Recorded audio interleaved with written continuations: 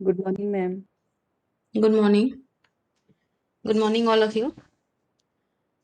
तो आज स्टार्ट करते हैं टाइप्स ऑफ मेमोरी में लॉन्ग टर्म मेमोरी से। कल हमने शॉर्ट टर्म मेमोरी तक कंप्लीट कर लिया था। आज लॉन्ग टर्म मेमोरी, जैसे कि नाम से ही पता लग रहा है। क्या पता लग रहा है नाम से? लॉन्ग टर्म मेमोरी के क्या मतलब होगा? मैम जो लंबे मतलब ये मेमोरी लंबे समय तक रहेगी। हम्म मतलब जो रिटेंशन होगी, है ना, कंटेंट की, वो लॉन्ग ड्यूरेशन होगा। मिनिमम टाइम इसका जो होगा 30 से 35, और मैक्सिमम लाइफ लॉन्ग भी हो सकता है, कुछ भी हो सकता है। क्लियर है? तो बेसिकली जो लॉन्ग टर्म मेमोरी है, विलियम जेम्स ने शॉर्ट टर्म मेमोरी को एक दूसरा नाम क्या दिया था?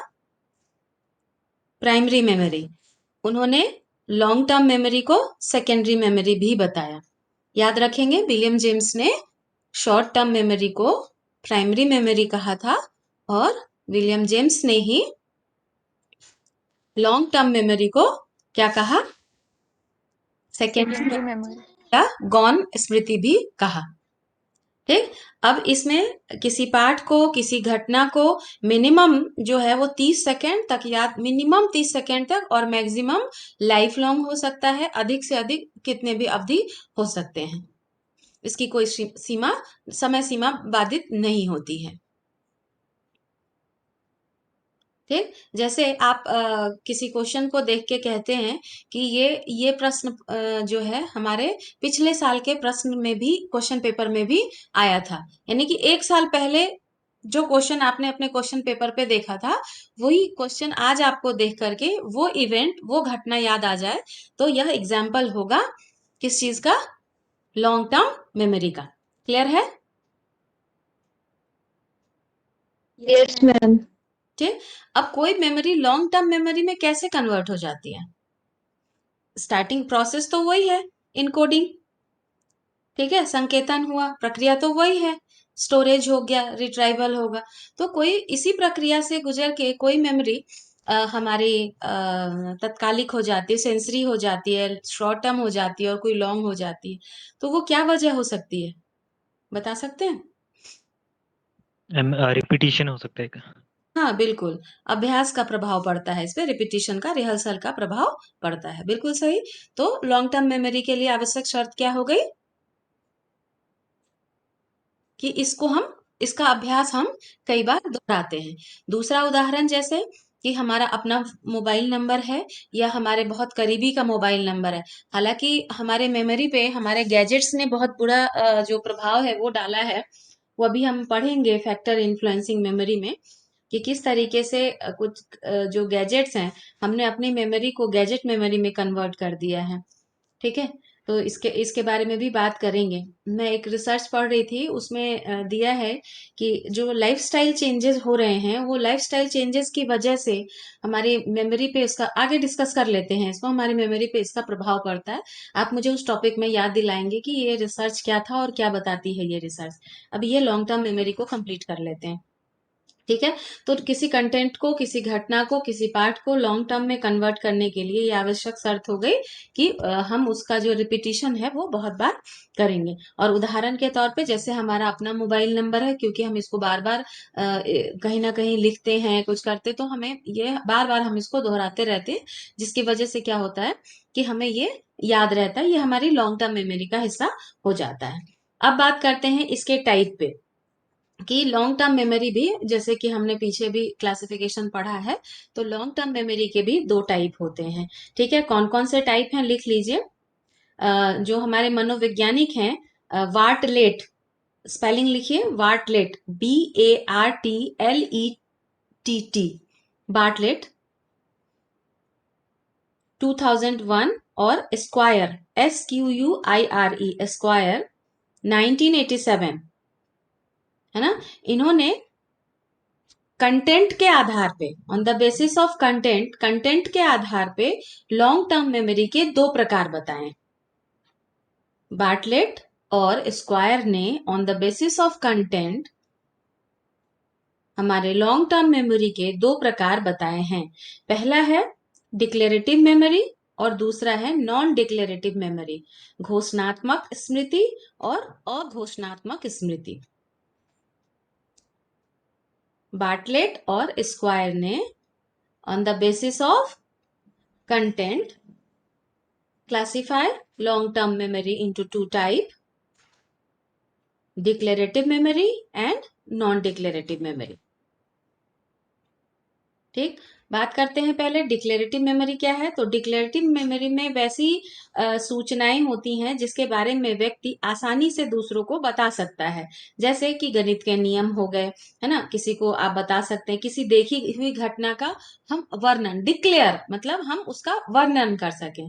ठीक, तो डिक्लेरेटिव मेमोरी में क्या हो गया, वैसी सूचनाएं संचित होंगी जिसके बारे में हम व्यक्ति को आसानी से एक दूसरे को बता सकते हैं, जैसे गणित के नियम के बारे में बतलाना या किसी देखी गई घटना का वर्णन किस में आएगा, डिक्लेरेटिव मेमोरी के उदाहरण होंगे। क्लियर है।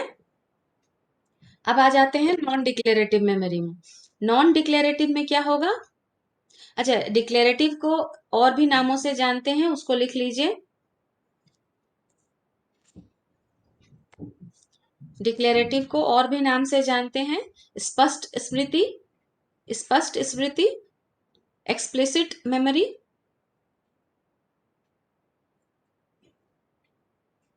ठीक है। डिक्लेरेटिव, एक्सप्लिसिट, क्लियर हो गया। आगे बढ़ते हैं। अब घोषणात्मक नॉन डिक्लेरेटिव किसको कहेंगे। इसमें क्या होता है कि इस स्मृति में हम कुछ कौशल जो हमारे स्किल होते हैं या किसी विशेष मतलब स्पेशल टाइप का जो कॉग्निटिव ऑपरेशन है, मतलब ये साइकोमोटर से जुड़ा हुआ है। वहां क्या था कि हम किसी नियम और तरीके के बारे में किसी दूसरे को बता सकते थे। यहाँ ये नॉन डिक्लेरेटिव क्या है कि इसको हम डिक्लेयर नहीं कर सकते हैं, ये हमारे स्किल से रिलेटेड है, मतलब कॉग्निटिव ऑपरेशन से रिलेटेड है, इसलिए ये नॉन डिक्लेरेटिव, हम इसका वर्णन नहीं कर सकते हैं। फॉर एग्जाम्पल जैसे कि साइकिल चलाना, टाइपिंग सीखना।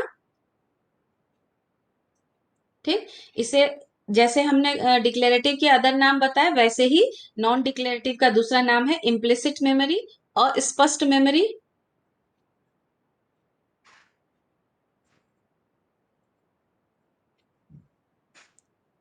समझ में आया। लॉन्ग टर्म मेमोरी समझ में आया। लॉन्ग टर्म मेमोरी वैसी मेमोरी है जिसमें हम किसी मतलब जो हमारी स्मृति होती है वह मिनिमम 30 से 35 सेकंड के लिए होती है ना। और मैक्सिमम उसका कोई टाइम स्पैन नहीं हो सकता, वो कुछ भी हो सकता है, 1 घंटा हो सकता है, 1 दिन हो सकता है, 1 साल हो सकता है, जीवन भर हो सकता है। पहली बात तो ये होगी। इस पे हमारे प्रयासों का प्रभाव पड़ता है। क्लियर है। उदाहरण बता दिए थे मैंने। फिर मैंने आपको बताया कि जो ये लॉन्ग टर्म मेमोरी है इसके भी प्रकार होते हैं। कौन कौन से प्रकार बताए, डिक्लेरेटिव और नॉन डिक्लेरेटिव। डिक्लेरेटिव में क्या बता, on the basis of content, content के आधार पे मेमोरी को स्क्वायर ने और बार्टलेट ने 2 प्रकार में विभाजित किया, डिक्लेरेटिव और नॉन डिक्लेरेटिव। डिक्लेरेटिव मेमोरी में क्या हुआ कि जिसमें हम नियम और तथ्यों को एक दूसरे को बता सकते हैं, वो डिक्लेरेटिव मेमोरी कहलाएगा। ठीक है, जैसे गणित का नियम है या विज्ञान का नियम है या इतिहास की कोई घटना है, ये सारी चीजें वो क्या होंगी, डिक्लेरेटिव मेमोरी में आएंगी, जिसका कि आप वर्णन कर सकते हैं। ठीक, इसे एक्सप्लिसिट मेमोरी भी कहा जाता है। दूसरा नॉन डिक्लेरेटिव में इसका संबंध किसी कौशल को सीखने से, यानी कि जुड़ा है हमारे कॉग्निटिव ऑपरेशन से जुड़ा है। ठीक है, जिसे हम नॉन डिक्लेयर मतलब हम एक्सप्लेन नहीं कर सकते हैं। एग्जाम्पल में है साइकिल चलाना सीखना या फिर टाइपराइटिंग, किसी भी कौशल को सीखना जो है वो हमारे किस में आ जाएगा, नॉन डिक्लेरेटिव में। और इसका दूसरा नाम इम्प्लिसिट मेमोरी भी है। याद हो गया आप लोगों को। यस अब अधिकारी बताइए तो क्या याद हुआ बेटा। आभा अधिकारी। दीप, हाँ आभा बताओ। सॉरी मैम, वॉइस नहीं आई। ठीक है, कौन बताएगा, कोई भी बच्चा माइक ऑन करके बताओ। आपकी वॉइस नहीं आ रही है मैम। लॉन्ग टर्म मेमोरी में मैम मिनिमम 32 मैम इको आ रहा है वॉइस का ना। सभी बोलने लग जा रहे हो ना। ऐश्वर्या आप बताओ। आपने बताया कि लॉन्ग टर्म मेमोरी में 30 to 35 maximum and maximum time होता है 1 month 1 year या फॉरएवर तक रहती है लॉन्ग टर्म मेमोरी एंड ये रिपीटिशन से होती है। देन इसके टाइप्स बताए आपने, declarative memory and non declarative memory. Declarative memory में जो चीज़ शेयर कर सकते हैं लाइक मैथ्स की problems and all, and non declarative memory में ये स्किल से रिलेटेड होता है, कॉग्निटिव डेवलपमेंट से रिलेटेड होता है लाइक टाइपिंग या साइकिलिंग। और डिक्लेरेटिव मेमोरी को एक्सप्लिसिट मेमोरी भी बोलते हैं और नॉन डिक्लेरेटिव मेमोरी को इम्प्लिसिट मेमोरी भी बोलते हैं। ठीक है, वेरी गुड, बहुत बढ़िया आंसर है। तो आगे बढ़ते हैं। प्रकृति के आधार पे हम लॉन्ग टर्म मेमोरी का एक और क्लासिफिकेशन देखते हैं। ठीक है, एक हमने देखा डिक्लेरेटिव और नॉन डिक्लेरेटिव, एक और क्लासिफिकेशन है on the basis of nature of memory. Memory हमारे दो प्रकार की होती हैं, एपिसोडिक मेमोरी और सिमेंटिक मेमोरी, प्रासंगिक स्मृति और अर्थगत स्मृति। प्रासंगिक स्मृति, एपिसोडिक मेमोरी और अर्थगत स्मृति, सिमेंटिक मेमोरी। लिख लिया?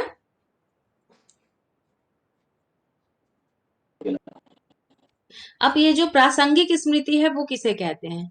तो जो प्रासंगिक है वैसी इसके अंतर्गत ना व्यक्तिगत अनुभूतियां आती हैं। जैसे मेरे बचपन के दिन कश्मीर में बीते थे, प्रासंगिक मतलब अनुभूतियों से जुड़ी हुई, आपके अपने किसी घटनाक्रम से जुड़ी हुई, मतलब आपके जो लाइफ एक्सपीरियंस में चीजें हो रही है ना, वो सारी चीजें जो बीती हुई चीजें मेमोरी में स्टोर हैं, वो सब एपिसोडिक मेमोरी कहलाएंगी।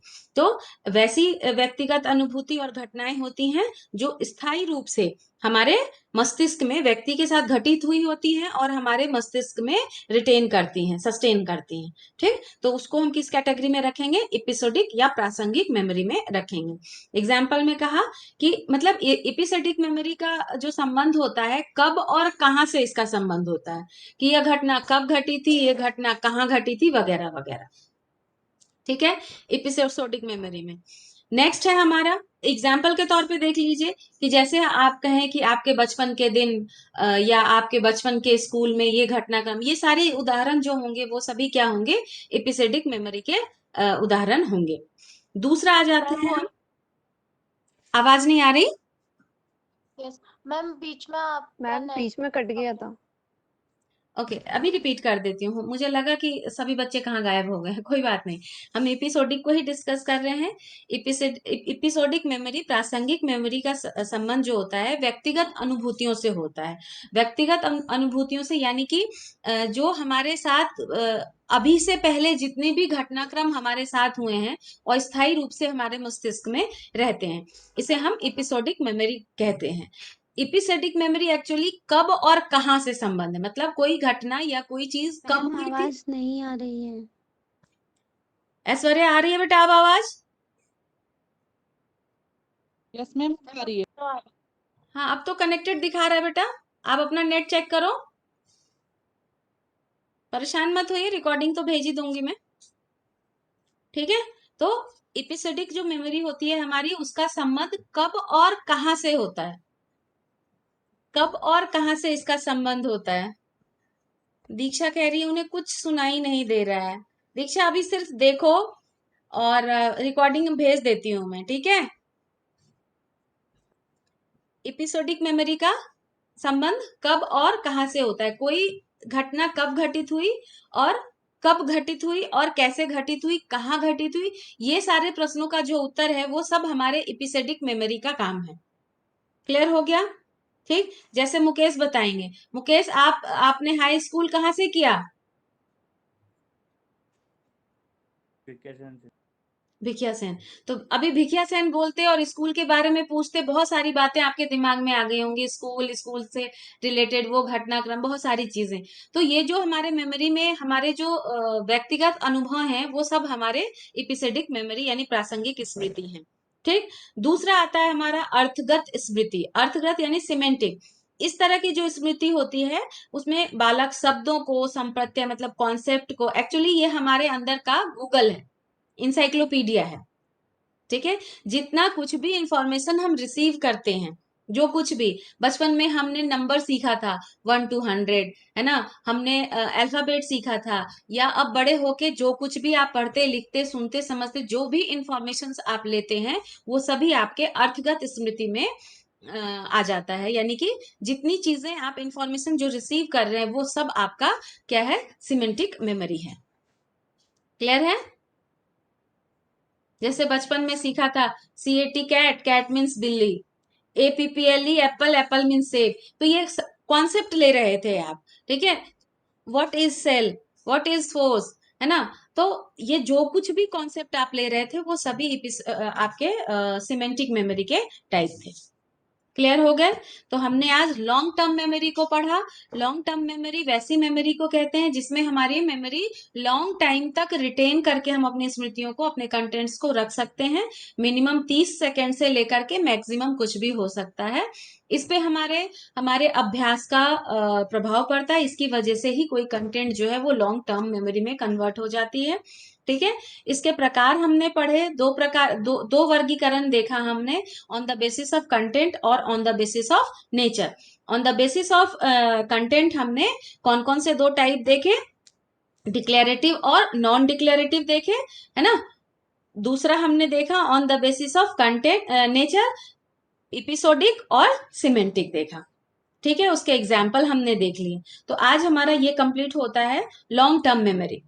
ठीक, अब इसके बाद टाइप्स ऑफ मेमोरी कंप्लीट होने के बाद हम डिस्कस करते हैं कि हमारे जो स्मृतियां हैं, हमारे जो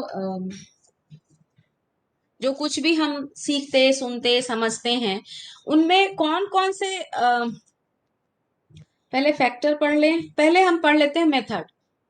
ठीक है, पहले मेथड पढ़ते हैं फिर फैक्टर पे बात करेंगे, क्योंकि मेथड्स छोटे हैं तो उसको पहले डिस्कस कर लेते हैं। चलिए, तो सबसे पहले बात करते हैं कि हमारी मेमोरी को मतलब हमें मेमोराइज करने के लिए कौन कौन सी विधियों का चयन करना चाहिए, या वो कौन कौन सी विधियां हैं जिनसे हम कंटेंट को मेमोराइज करते हैं। आज मेमोरी चैप्टर पढ़ने के बाद आपको ये जरूर समझ में आया होगा कि जो आप कहते थे या आपके टीचर ने कहा है, या आप अपने किसी स्टूडेंट को कहेंगे कि ये चैप्टर लर्न करके आना, ये टेबल लर्न करके आना, वो स्टेटमेंट गलत था। क्या कहेंगे आज से हम अपने स्टूडेंट को? ये टेबल मेमोराइज करके लाना। ठीक है, ये कॉन्सेप्ट मेमोराइज करके लाना। समझ में आ रही है बात? Yes ma'am. ठीक है, क्यों? क्योंकि हमने सीख लिया है कि लर्निंग अलग चीज है और मेमोरी अलग चीज है। क्लियर? तो आज देखते हैं कि कैसे हम चीजों को मेमोराइज करते हैं, कौन कौन सी विधियों को सेलेक्ट करते हैं किसी कंटेंट को मेमोराइज करने के लिए। ठीक है,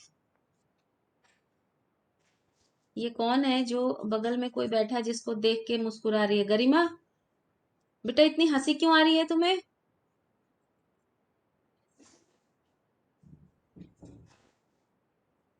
आज बारिश के वजह से सभी लोग घर में है तो सबके सामने पढ़ने में शर्म आ रही होगी आप लोगों को, नहीं?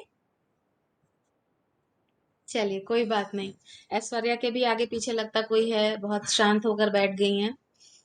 तो चलिए, कोई आइडिया, कोई गेस है आपको कि किस तरीके से हम मेमोराइज करते हैं? भाई इतना पढ़ लिख के आप ग्रेजुएट होकर, मास्टर होकर आप बीएड करने आए हो, कुछ तो आइडिया होगा कैसे कैसे मेमोराइज किया था आपने, बताइए। मैम उसको लिख लिख कर याद मैम किया था कभी लिख लिख के, कभी रट रट के, और कभी समझ के। ठीक है, चलिए, बहुत बढ़िया, बिल्कुल सही तरीका है आपका। अब डिटेल में बात करते हैं और टेक्निकली जानते हैं कि कौन कौन सी विधियां हैं जिसको हम इस्तेमाल करते हैं अपने कंटेंट को मेमोराइज करने के लिए। एक बार उसका नाम लिख लीजिए, मेथड्स ऑफ मेमोराइजेशन। सेंटर में डालिए और एरो दे करके सारे नाम लिखिए। पहला नाम लिखिए पूर्ण विधि, होल मेथड। दूसरा लिखिए पार्ट मेथड, आंशिक विधि। तीसरा लिखिए मिक्स्ड मेथड, मिश्रित विधि।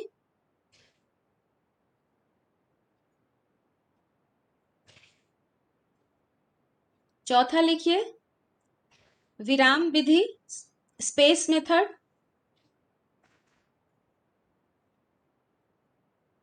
5वां अविराम विधि, अनस्पेस्ड मेथड। 6ठा लिखिए सक्रिय विधि, एक्टिव मेथड।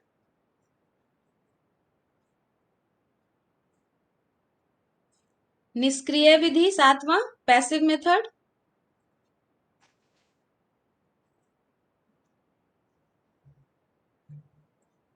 8वां लिखिए विचार सहचर्य विधि, method of association of ideas.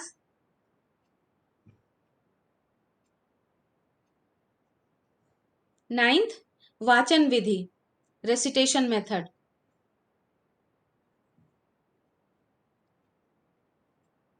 ठीक है, तो ये 9 तरीके हैं जिससे कि हम क्या करते हैं, चीजों को मेमोराइज करते हैं, यानी अपनी मेमोरी में स्टोरेज के लिए भेज देते हैं, उसकी हम इनकोडिंग करते हैं। ठीक, पहला डिस्कस करते हैं। पहला क्या है, होल मेथड, पूर्ण विधि। पूर्ण विधि जो विधि होती है वो विधि, सबसे पहले ये जानिए कि जो पूर्ण जनरली क्या होता है कि बेहतर अंडरस्टैंडिंग के लिए हम कंटेंट को पोर्शन में, पार्ट्स में डिवाइड कर लेते हैं। ठीक है, लेकिन होल मेथड में क्या होता है कि हम अपने कंटेंट को पार्ट में डिवाइड नहीं करते हैं, हम पूरा का पूरा content at a time memorize करते हैं। ठीक, ज्यादातर ऐसे बच्चे जो होते हैं उच्च बुद्धि लब्धि के होते हैं, हायर इंटेलिजेंस कोसेंट वाले बच्चे होते हैं जो होल मेथड को ऑप्ट करते हैं। होल मेथड में क्या होता है कि हम पूरे के पूरे कंटेंट को एक ही बार में, जैसे मेमोरी एक पूरा चैप्टर उठाया तो meaning and definition, characteristic, methods, steps, types, सब एक ही दिन में एक ही बार में हम उसको मेमोराइज कर लेंगे। कंटेंट को हम पार्ट्स में सेपरेट नहीं करेंगे। क्लियर हो गया होल मेथड। पार्ट मेथड बिल्कुल नाम से ही क्लियर है कि जैसे हम चैप्टर पढ़ने बैठे मेमोरी का, तो पहले हम आज पढ़ेंगे meaning and definition of memory, फिर हम पढ़ लेंगे कि स्टेप्स क्या है, प्रोसेस क्या है मेमोराइजेशन के, या एलिमेंट्स क्या, कंपोनेंट्स कौन कौन से हैं। फिर हम अगले दिन क्या करेंगे, उनके टाइप्स को पढ़ेंगे। टाइप्स में भी कई की जो क्षमता होती है वो कम होती है, तो एक दिन में वो एक ही सेंस, आज सेंसरी टाइप, ठीक है, नहीं तो सब मैशअप हो जाएगा। करते हैं नहीं करते हैं? तो पार्ट मेथड में क्या करते हैं, हम कंटेंट को पार्ट्स में डिवाइड कर लेते हैं फॉर बेटर मेमोराइजेशन। क्लियर हो गया। मिक्स्ड मेथड में क्या होता है कि कुछ ऐसे भी बच्चे होते हैं कि according to nature of content वो मेथड का सिलेक्शन कर लेते हैं कि उन्हें थोड़ा इजी लग रहा है कोई कंटेंट, तो वो पार्ट मेथड में नहीं आकर के होल मेथड में चले जाएंगे, और कोई कंटेंट डिफिकल्ट लग रहा है तो उसको क्या करेंगे, वो सेगमेंट में डिवाइड कर लेंगे, यानी कि वो एट ए टाइम दोनों मेथड को सेलेक्ट कर लेते हैं। तो इसीलिए इसका नाम क्या हो गया, मिक्स मेथड हो गया। क्लियर है, आगे बढ़ सकते हैं? Yes ma'am. Yes. ठीक है। Yes, ma'am. विराम विधि क्या है? नाम से क्या लग रहा है, विराम विधि, आराम कर करके पढ़ें, मतलब थोड़ी देर बिस्तर पे सो के पढ़ें, थोड़ी देर उधर गार्डन में घूमते हुए पढ़ें, क्या मतलब हुआ विराम विधि का? मैम थोड़ा रुक रुक के पॉज देके। हाँ, रुक रुक के पॉज देकर मतलब यह है कि जैसे कहीं ना कहीं ये पार्ट मेथड की तरह ही है कि हमने एक कंटेंट को मेमोराइज किया। मेमोराइज करने की प्रक्रिया पढ़ चुके हैं हम। क्या करते हैं, पहले चीजों को की इनकोडिंग करते हैं। इनकोडिंग करने से अब या तो मेमोरी ट्रेस बन गए, उसके मेमोरी ट्रेस स्टोर हो गए, वहां पे स्टोर हो गया, फिर जरूरत पड़ेगी तो हम उसे रिट्राइव कर लेंगे। तो इस प्रक्रिया को एक कंटेंट को हमने लिया, इतनी प्रक्रिया हुई, फिर थोड़ा सा रेस्ट किया, रिलैक्स किया, फिर घूम फिर के आए कहीं से, फिर हम उस कंटेंट को पढ़े। तो कहने का मतलब यह है कि हम कंटेंट को नहीं पार्ट में डिवाइड कर रहे हैं, हम अपने कंफर्ट जोन को देख रहे हैं कि इतना करने में हम अभी ठीक, अभी अंडरस्टैंडिंग हो रही है, क्योंकि नॉलेज, अंडरस्टैंडिंग और रिफ्लेक्टिव 3 लेवल पे होता है। ठीक, हमारी लर्निंग जो होती है, तो हम अपना कंफर्ट जोन देखेंगे। और सबसे बड़ी बात है कि ये कोई से भी मेथड जो हम सेलेक्ट कर रहे हैं उसमें इंडिविजुअल डिफरेंस जो है वो इम्पोर्टेंट रोल प्ले करता है। हो सकता है कोई बच्चा होल मेथड पे जाए, कोई मिक्स मेथड पे जाए, कोई थोड़ा रिलैक्स, मतलब लगे कि अरे कंटेंट अब बहुत ज्यादा हो रहा है, छोड़ भाई थोड़ी देर अभी आराम कर लेते हैं। ठीक है, तो जो विराम विधि है वो यही है कि हम कंटेंट में मैशअप जब ज्यादा होने लग जाते हैं तो अपना कंफर्ट जोन क्रिएट करते हैं और हम आराम से उसको थोड़ी देर के लिए छोड़ देते हैं और फिर हम दोबारा उसकी शुरुआत करते हैं विराम में। और विराम में वही होगा कि बिल्कुल उसकी तरह, पूर्ण विधि की तरह, एक के बाद एक, एक के बाद एक फ्लो में हम उसको कंप्लीट करते चले जाएंगे। एक्टिव मेथड में क्या होगा, जो आपने कहा कि कभी हम बोल बोल के पढ़ते हैं, यानी जब हम बोल बोल के पढ़ रहे होते हैं तो निश्चित रूप से हमारा कंसंट्रेशन लेवल ना कहीं इधर उधर नहीं भटकता है, और हम उसे झूल झूल के बोल बोल के रट रट के रोट मेमोरी जिसको कहते हैं, हम उस तरीके से जब याद करते हैं तो वो हमारा मेथड एक्टिव मेमोरी का मेथड कहलाएगा। वहीं पे अगर हम बात जो रेसिटेशन है हमारा, रेसिटेशन बार बार रिपीट करना, तो होता क्या है कि कुछ कंटेंट ऐसे होते हैं, अब जैसे आप अपने आप को नोटिस करें कि आपको किस तरीके से याद होता है। जब मैं एमएससी कर रही थी तो बहुत जब लेंदी लेंदी क्वेश्चन होते थे तो मैं तो सेगमेंट में डिवाइड कर लेती थी। जैसे कुछ कंटेंट तो एग्जैक्टली मिक्स कहूंगी शायद ये मेथड, कुछ कंटेंट तो इतने बोरिंग होते थे कि लगता था ओ भाई इसको याद ही क्यों करना पड़ रहा है, ठीक है, क्योंकि वो समझ के पढ़े था, उसको याद ही करना एक सॉल्यूशन जैसा लगता था। तो क्या करना था, एक पैराग्राफ लर्न कर लिया मैंने, फिर पेज को बंद कर देती थी, उस एक पैराग्राफ को कॉपी में लिखती थी, फिर दूसरा पैराग्राफ लर्न करती थी, लर्न दूसरा पैराग्राफ करती थी, लेकिन लिखती मैं पहले पैराग्राफ से थी। क्यों? क्योंकि थोड़ा सा इनहिबिशन दे दोगी, अभी लर्न किया है तो इमीडिएट मेमोरी है, हमारी सेंसरी मेमोरी, अभी तो हम रिप्रोड्यूस कर ही लेंगे, ठीक, लेकिन उसको थोड़ा सा इनहिबिट कर दिया, अवरोध दे दिया कि लिखूंगी मैं पहले पैराग्राफ से, तब देखना था कि दूसरे पैराग्राफ आते हैं तो वो कंटेंट याद है कि नहीं है, ठीक। तो ये मिक्स टाइप का मेथड हो गया according to nature of content, कि हमने होल और पार्ट दोनों को सेलेक्ट कर लिया, ठीक है। तो एक्टिव में क्या किया हमने कि जो अधिगम सामग्री है, जो कंटेंट हम याद कर रहे हैं, उसको बोल बोल कर याद करके हम कर लेंगे।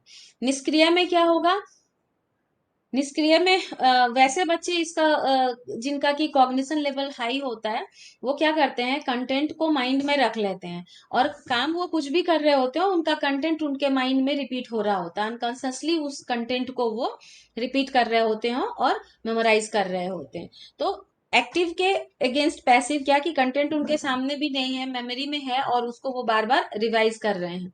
क्लियर है? जैसे आप कोई कंटेंट पढ़ के जाते हैं, फिर माइंड में लेके गए, अभी आप घूमने जा रहे हो या छत में हो, तो आपने उस कंटेंट को, अरे क्या पढ़ा था यार, तो उसको अपना रिपीट कर लिया, तो वो आपका क्या हो जाएगा, पैसिव मेथड कहलाएगा। नेक्स्ट है हमारा method of association of ideas. Methods of association of ideas में कि याद किए जाने वाली सामग्री को अन्य बातों से उसका संबंध, मतलब हम किसी चीज से उसको एसोसिएट, अन्य बातों से उसका संबंध स्थापित कर लेते हैं। ऐसा करने से क्या हो जाता है कि उसका एसोसिएशन हो जाता है उस कंटेंट का किसी चीज से। जैसे देखो ना, बचपन में जितनी चीजें भी सिखाई जा रही थी, जैसे क्या कहा, APPLE एप्पल, एप्पल मीन्स सेब, तो वहां एप्पल की पिक्चर भी बनी थी। तो जितनी बार बच्चा देखता होगा घर में एप्पल को या मार्केट में एप्पल को, तो उसको याद आता होगा, अरे APPLE एप्पल, एप्पल मीन्स सेब। तो स्पेलिंग और उसके मीनिंग, उसके वर्ड्स, वो सब एक दूसरे से एसोसिएट हो, जब भी अब वो एप्पल देखेगा। इसी तरीके से जितने भी कॉन्सेप्ट हमने सीखे बचपन में, वो सब इसी मेथड से सीखे थे, एसोसिएशन से। इसमें क्या करते हैं, हम चीजों को किसी चीज से एसोसिएट कर लेते हैं, तो याद रखना आसान हो जाता है। और recitation method, Johnny Johnny yes papa, eating sugar no papa, आज भी याद है? क्यों याद है?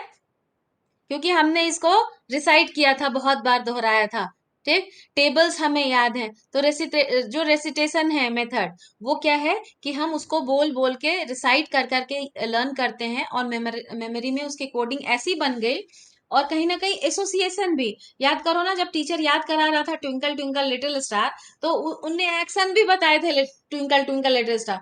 तो जब टीचर ने कहा सुनाओ और हम भूल गए, तो टीचर ने इशारा किया, बस इशारा किया, तो अरे याद आ गया, ट्विंकल ट्विंकल लिटिल स्टार। इसका मतलब ये हुआ कि जो रेसिटेशन मेथड, जब हम बचपन में पोएम रिसाइट कर रहे थे, तो एक्शन से उसका एसोसिएशन भी हुआ था, साथ में रिसाइट जो हम कर रहे थे, तो उससे उसका बार बार अभ्यास भी हो रहा था।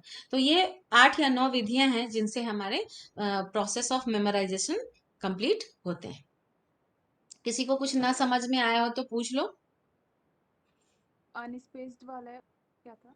अनस्पेस्ड वाला, अनस्पेस्ड वाला कुछ नहीं है, स्पेस में क्या है, हम रुक रुक के पढ़ते हैं, कहीं ना कहीं पार्ट और होल मेथड के जैसा ही है ये, ठीक है। अनस्पेस्ड में क्या होता है कि हम कंटिन्यूअसली बिना रुके बिना विराम दिए उसको करते चले जाते हैं। कई बार ना ऐसा हम दबाव में भी करते हैं।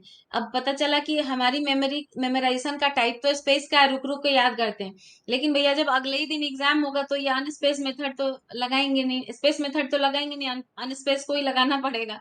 ठीक है ना। तो ये कब क्यों सेलेक्ट करते हैं इस पे बात नहीं कर रहे हैं, हम बात कर रहे हैं सिर्फ कि ये मेथड होते क्या है।